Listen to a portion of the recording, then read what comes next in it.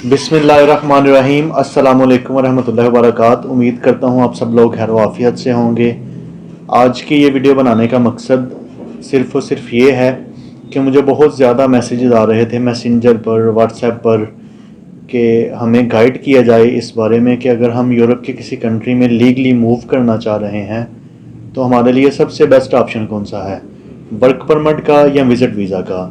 तो बज़रिया WhatsApp, बज़रिया message, इन तमाम लोगों को रिप्लाई कर पाना मेरे लिए बहुत मुश्किल था। एक ऑप्शन तो ये है कि ये तमाम लोग मेरे पास ऑफ़िस आ जाएं और मैं फ़र्दन इन तमाम लोगों को अच्छे से गाइड कर सकूं। दूसरा ऑप्शन मेरे पास ये था कि मैं एक वीडियो रिकॉर्ड करूं और उन तमाम लोगों तक वो वीडियो पहुंचा दूं जो दफ़्तर नहीं आ सकते या दफ़्तर उन लोगों से दूर है और वो चाह रहे हैं कि घर पर बैठकर हमें ये तमाम इन्फॉर्मेशन मिल जाए। तो आज की ये वीडियो उन लोगों के लिए है। आपसे दरख्वास्त है कि आप इस वीडियो को ज़्यादा से ज़्यादा शेयर करें ताकि ये वीडियो उन लोगों तक पहुंच जाए जिन लोगों को इस वीडियो की ज़रूरत है, इस इन्फॉर्मेशन की ज़रूरत है। साथ ही साथ हमारे इस यूट्यूब चैनल को सब्सक्राइब कर दें और बेल आइकॉन को क्लिक कर दें। बात करते हैं आज के अपने टॉपिक पर कि अगर आप यूरोप की किसी कंट्री में लीगली मूव करना चाह रहे हैं तो सबसे बेस्ट ऑप्शन आपके लिए वर्क परमिट है या विज़िट वीज़ा। वर्क परमिट की अगर बात की जाए तो मार्केट का सिनेरियो ये है कि पाकिस्तान में वर्क परमिट के नाम पर लोगों को बहुत ज़्यादा लूटा जा रहा है। 98% वर्क परमिट फेक होते हैं। डील ये की जाती है कि वर्क परमिट आने पर आप हमें 5 लाख दे दीजिएगा, 10 लाख दे दीजिएगा, और इवन के कुछ लोगों से 20-20 लाख की डील भी होती है कि वर्क परमिट आएगा, आपने हमें 20 लाख रुपया दे देना है। वर्क परमिट अब फेक इशू किया जाता है, फेक वर्क परमिट बनाया जाता है। होता क्या है, किसी एक बंदे का जेन्युइन वर्क परमिट आया है, वो 2 नंबर एजेंट के हत्थे चढ़ गया है, उसने उसे एडिट कर दिया है, उसमें इन्फॉर्मेशन आपकी दे दी है, आईडी कार्ड नंबर आपका दे दिया है, पासपोर्ट नंबर आपका दे दिया है, डेट ऑफ बर्थ आपकी दे दी है, और उसी का PDF बना के कापी आपको शेयर कर दिया है। आपसे 10 लाख 20 लाख रुपया हथिया लिया है। अब 10-20 लाख रुपए आपसे हथियाने के बाद वो लोग क्या काम करते हैं कि वो लोग आपको लारे लगाना शुरू कर देते हैं कि जी आपका फ़लाँ डॉक्यूमेंट रह गया है, फ़लाँ डॉक्यूमेंट रह गया है, इसके बाद क्या होगा जी, इसके बाद आप एम्बेसी में जाएंगे, ये करेंगे, वो करेंगे। एट द एंड क्या है कि आपका 5-6-7 महीने, लोगों का साल 2-2 साल तक लोगों का टाइम वेस्ट किया जाता है और फिर पेमेंट उनको वापस की जाती है इंस्टॉलमेंट में। अब जिस गरीब, जिस बेचारे ने आपको 10 लाख रुपया 2 साल पहले दिया था, आज वो 10 लाख रुपए की वैल्यू 10 लाख तो ना रही ना, उसकी वैल्यू तो 6-7 लाख रह गई। उस बेचारे को 3-4 लाख रुपए का नुकसान वैल्यू के ज़ुमरे में भी हुआ और उसके बाद वो पेमेंट उसको इंस्टॉलमेंट की सूरत में मिली, टुकड़ों में। वो पेमेंट भी उसके किसी काम ना आई। तो वर्क परमिट की बात की जाए तो ये फ्रॉड है, इसमें 98% फ्रॉड है। आपको जेन्युइन लोग बहुत बहुत कम मिलेंगे।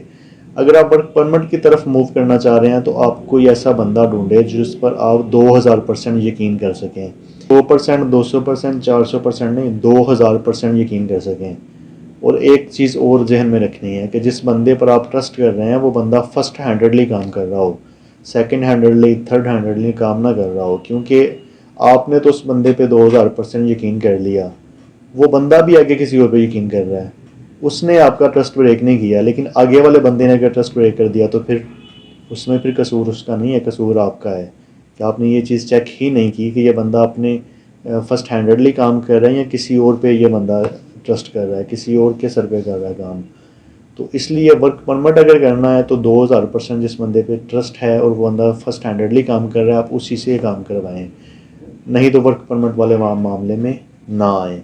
पीछे से ऑप्शन बच जाता है विज़िट वीज़े का। हमारे डॉक्यूमेंट्स में क्या क्या चीज़ें आती हैं। मोस्टली लोग तो ये कहते हैं भाई आईडी कार्ड, पासपोर्ट है मेरे पास, बाकी सब कुछ आपने खुद तैयार करना है, कि अलादीन का चिराग रख लो और उसमें से मेरा वीज़ा निकाल के मुझे दे दो।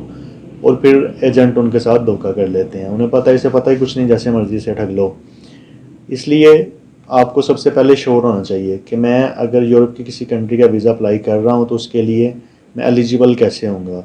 उसके लिए आप किसी अच्छे कंसल्टेंट को ढूंढें जो आपको ये बता सके कि आप अपनी प्रोफाइल को किस तरीके से मेंटेन करेंगे, आप अपनी ट्रैवल हिस्ट्री पे किस तरीके से मेहनत करेंगे, आप अपनी बैंक स्टेटमेंट किस तरीके से मेंटेन करेंगे, आप अपने टैक्स रिटर्न को किस तरह से मेंटेन करेंगे, आप अपने डॉक्यूमेंट कैसे रेडी करेंगे, फ़ाइल कैसे प्रिपेयर करेंगे। ये सब चीज़ें आपको एक अच्छा कंसल्टेंट बताएगा। आप उससे मशवरा करें, उससे मिलें और अपनी प्रोफाइल को मेंटेन करें। प्रोफाइल को मेंटेन करने के बाद आप वीज़ा अप्लाई करेंगे, आपको विज़िट वीज़ा इजीली मिलेगा। और एक्सपेंस भी उसके बिल्कुल मिनिमम से होते हैं। आपने एक अपॉइंटमेंट लेना होती है, एम्बेसी फ़ीस पे करना होती है, कंसल्टेंट की कंसल्टेंसी पे करना होती है, और कुछ कंट्रीज़ आपसे ट्रैवल इंश्योरेंस मांग लेती हैं।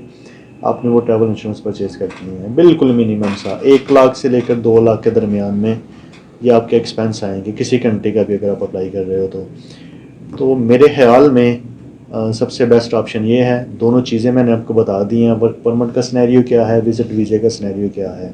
अब फैसला आपने खुद करना है, आप वर्क परमिट की तरफ जाना चाह रहे हैं या विज़िट वीज़ा की तरफ